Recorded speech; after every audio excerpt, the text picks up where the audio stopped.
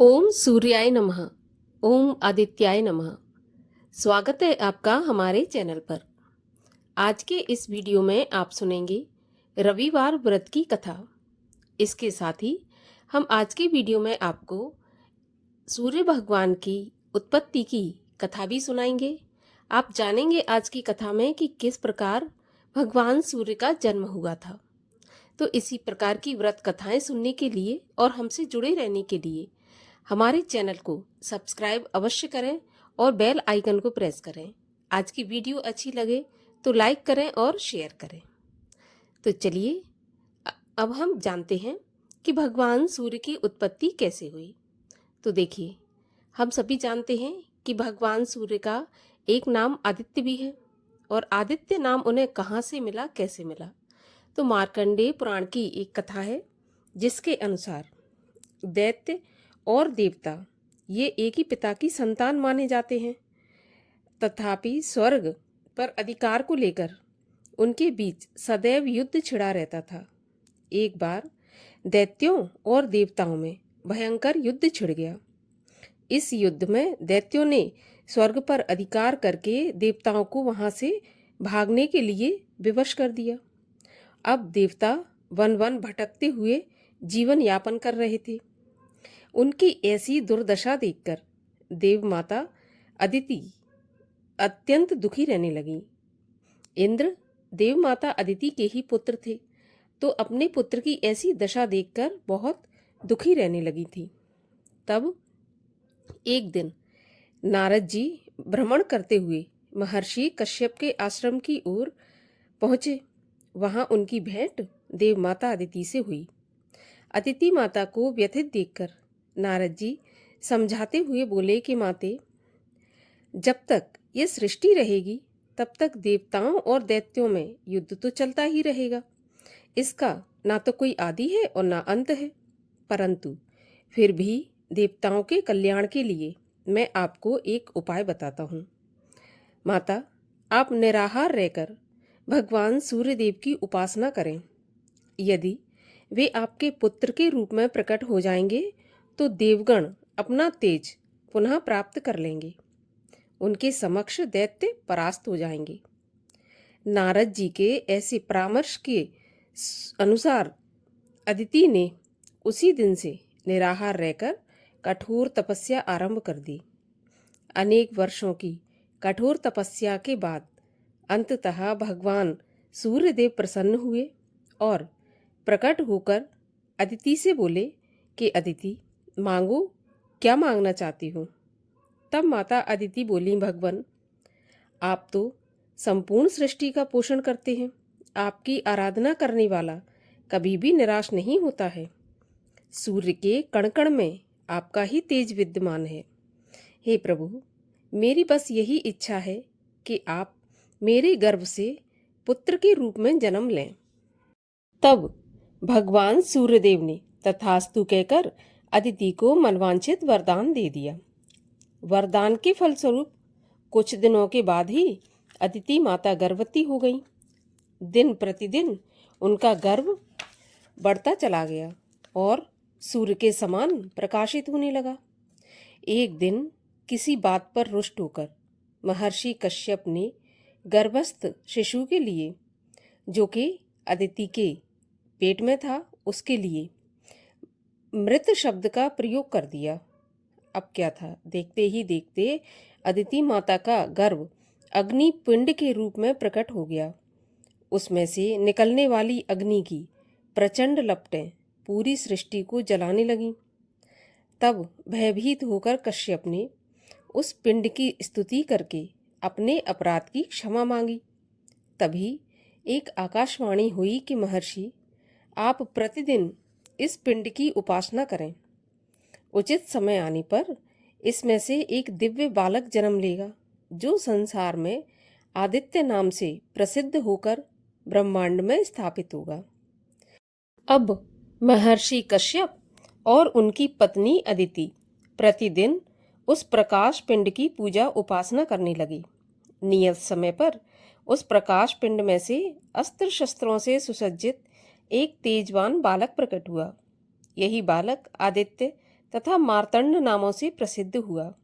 आदित्य ने सभी देवताओं को इकट्ठा करके दैत्यों पर आक्रमण कर दिया। उसके तेज के समक्ष दैत्य तेजहीन हो गए और प्राण बचाकर पाताल की ओर भाग गए। इस प्रकार स्वर्ग पर पुनः देवताओं का अधिकार हो गया। बाद में आदित्य अर्थात सूर्यदेव ब्रह्मांड में एक पिंड के रूप में अर्थात गोले के रूप में हमेशा के लिए स्थापित हो गए। और अब चलिए सुनते हैं रविवार व्रत की कथा।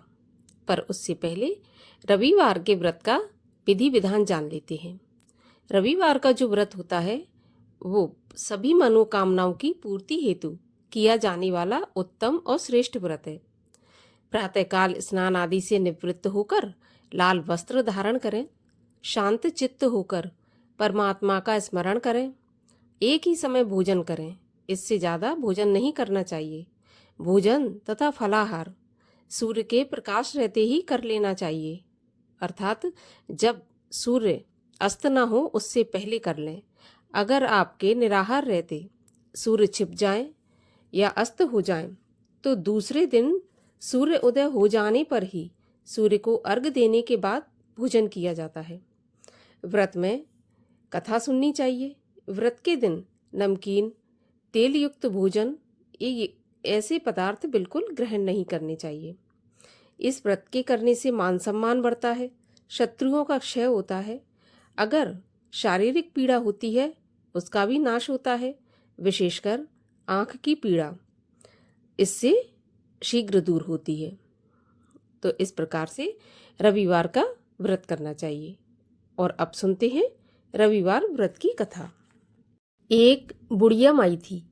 उसका नियम था प्रति रविवार को सवेरे ही स्नान आदि कर घर को गोबर से लीपकर फिर भोजन तैयार करके भगवान को भोग लगाकर स्वयं भोजन करती थी। श्री हरि की कृपा से उसका घर अनेक प्रकार के धन धान्य से परिपूर्ण था। घर में किसी प्रकार का कोई विघ्न या दुख नहीं था। सब प्रकार से घर में आनंद रहता था। इस तरह कुछ दिन बीत जाने पर उसकी एक पड़ोसन, जिसकी गाय का गोबर वह बुढ़िया लाया करती थी, मन में विचार करने लगी कि यह बुढ़िया सगा मेरी गाय का गोबर ले जाती है, इसलिए अपनी गाय को घर के भीतर बांधने लग गई। बुढ़िया को गोबर न मिलने से रविवार के दिन अपने घर को न लीप सकी, इसलिए उसने ना तो भोजन बनाया न भगवान को भोग लगाया और स्वयं भी उसने भोजन नहीं किया। इस प्रकार उसने निराहार व्रत किया। अब रात्रि हो गई और वह भूखी ही सो गई। रात्रि में भगवान ने उसे स्वप्न दिया और भोजन ना बनाने तथा भोग ना लगाने का कारण पूछा। तब बुढ़िया ने गोबर न मिलने का कारण सुनाया। तब भगवान ने कहा कि माता, हम तुमको एक ऐसी गाय देते हैं जो सभी इच्छाएं पूर्ण करती है, क्योंकि तुम हमेशा रविवार को गाय के गोबर से घर लीपकर भोजन बनाकर मेरा भोग लगाकर तब खुद खाती हो। इससे मैं बहुत प्रसन्न हूँ। मैं निर्धन को धन और बांझ स्त्रियों को पुत्र देकर दुखों को दूर करता हूँ और अंत में मोक्ष प्रदान करता हूँ।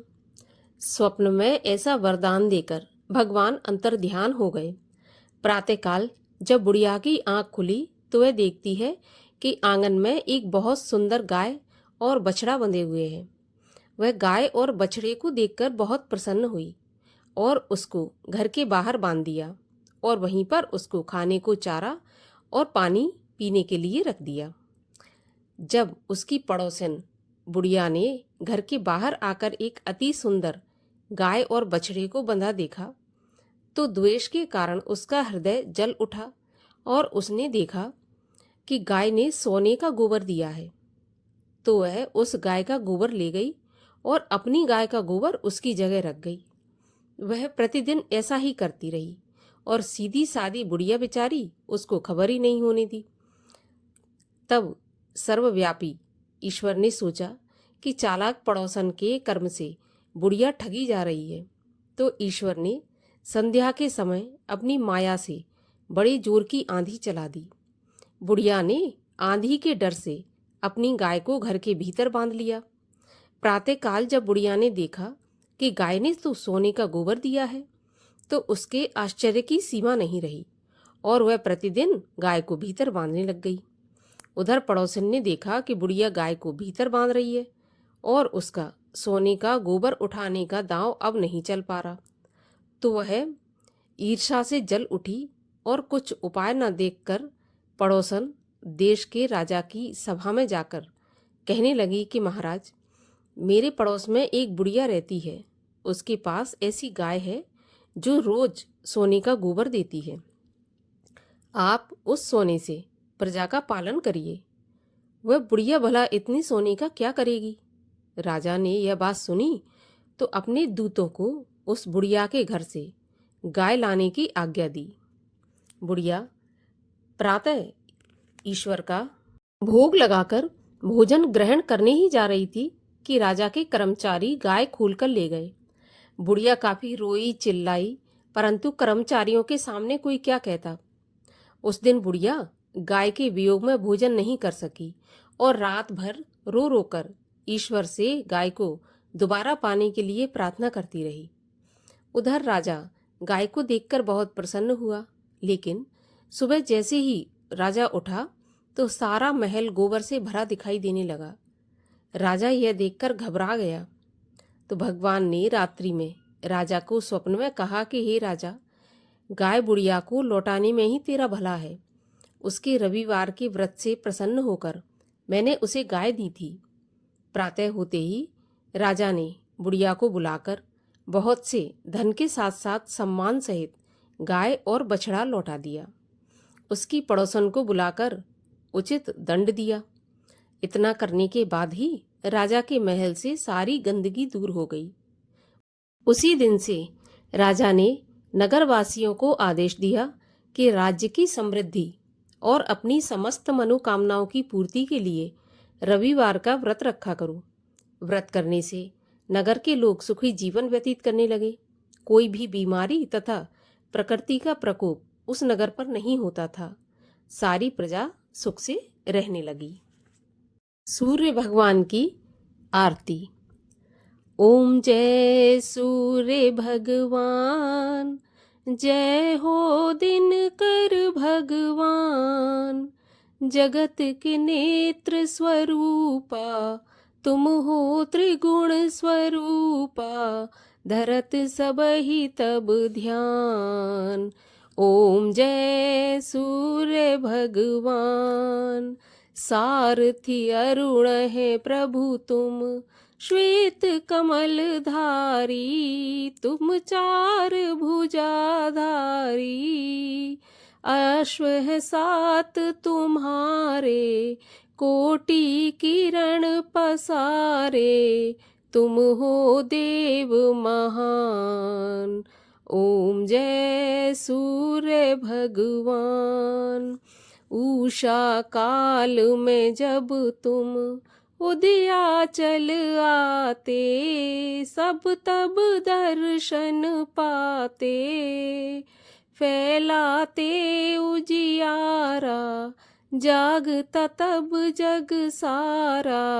करे सब तब गुणगान। ओम जय सूर्य भगवान। संध्या में भुवनेश्वर अस्ताचल जाते। गोधन तब घर आते। गोधूली बेला में हर घर हर आंगन में हो तब महिमा गान। ओम जय सूर्य भगवान। देव दनुज नर नारी, ऋषि मुनिवर भजते। आदित्य हृदय जपते, स्तोत्र ये मंगलकारी। इसकी है रचना न्यारी, दे नव जीवन दान। ओम जय सूर्य भगवान। तुम हो त्रिकाल रचयिता, तुम जग के आधार, महिमा तब अपरंपार। प्राणों का सिंचन करते, भक्तों को अपने देते, बल बुद्धि और ज्ञान। ओम जय सूर्य भगवान। भूचर जलचर खेचर, सबके हो प्राण तुम्ही, सब जीवों के प्राण तुम्ही। वेद पुराण बखाने, धर्म सभी तुम्हें माने, तुम ही सर्वशक्तिमान। ओम जय सूर्य भगवान। पूजन करती दिशाएं, पूजे सब दिक्पाल, तुम भुवनों के प्रतिपाल। ऋतुएं तुम्हारी दासी, तुम शाश्वत अविनाशी, शुभकारी अंशुमान। ओम जय सूर्य भगवान। ओम जय सूर्य भगवान। जय हो दिनकर भगवान।